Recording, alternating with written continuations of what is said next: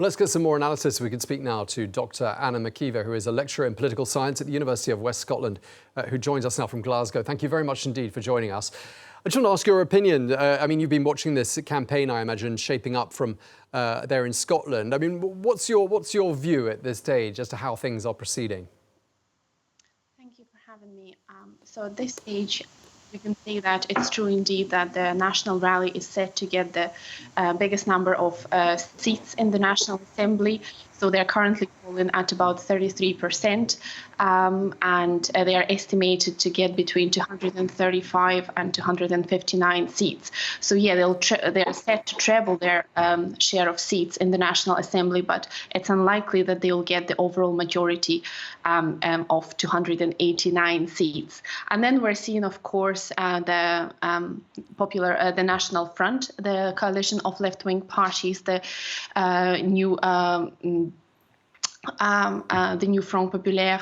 So they are set to get about 30% of the seats. So they are likely to come second.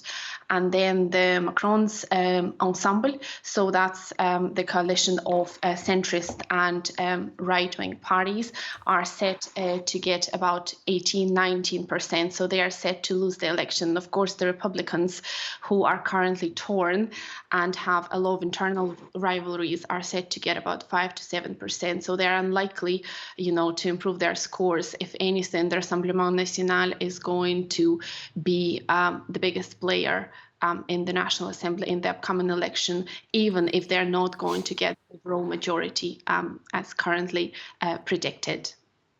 Yeah, I mean, all the experts, the political pundits, said when President Macron announced this election, 10 days ago or so, I mean, it was a huge political gamble.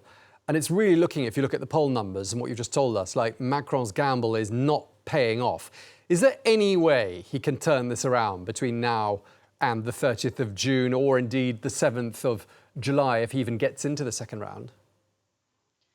Yeah, so the European elections that just happened on the 9th of June showed that Rassemblement National managed to mobilize their electorate massively. So what Macron has to do now in order to get, or at least retain, the seats that he has in the National Assembly is to mobilize the electorate, because a lot will depend on how Macron's electorate is going to be mobilized and the left-wing electorate is going to be mobilized, because we are seeing currently the higher levels of political absenteeism when it comes to elections. But according to the polls that are coming from the Institute of French Public Opinion, we're actually projected to see the increase of political participation for this legislative election. So in the last election in 2022, we're seeing the massive rates of abstentions. So it was only 47.5% of voter turnout, and now is set to increase to 63%.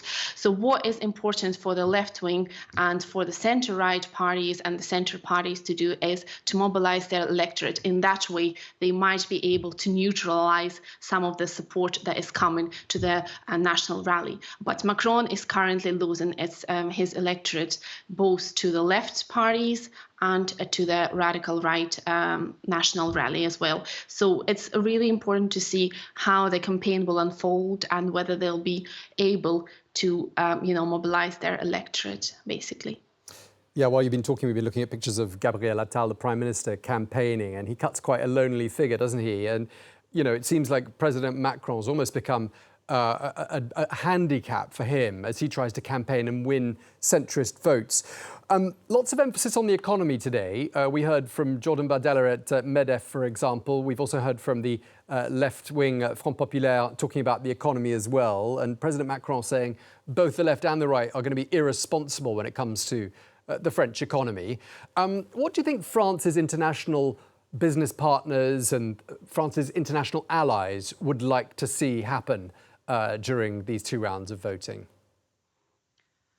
Recently we've seen Emmanuel Macron attacking both the new Front Populaire and also the Rassemblement National's economic campaign, so he's trying to neutralize them.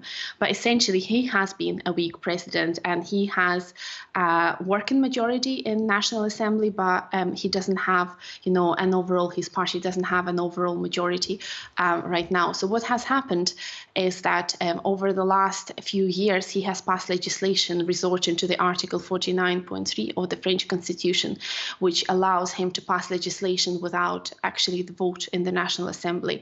So while he's trying to attack, left-wing and radical right camp, essentially he's seen as the weak president in terms of, economically, his pension reforms are unpopular. What's currently been happening is that he has been passing the legislation without the vote a number of times. So I think what the international partners would like to see is probably not the rise of the National Rally, because, again, National Rally has never been in power. And as a populist radical right party, it's always easy for them to make promises. But what are the actual mechanisms that they're going to use in order to increase purchasing power? Because purchasing power has been one of the key issues in this electoral campaign, in addition to immigration and other issues. So will more likely that foreign colleagues and other governments would like to see more moderate government in France, and again, coming in case Rassemblement National wins the majority of the seats, not the overall majority, they will then need to think about what are the actual mechanisms that they are going to use in order to, achieve their electoral promises, because it's always easier when you're not an incumbent. Incumbent usually tend to score much worse because they've been in power, and, it's not easy to translate electoral promises in 5 years into actual policies and into legislation. So it's interesting to see how, if in case National Rally gets the biggest share of seats, how they're going to pursue their strategy, and whether they'll be able to achieve that, whether they'll be able to get support from other parties on the right in order to push their economic agenda.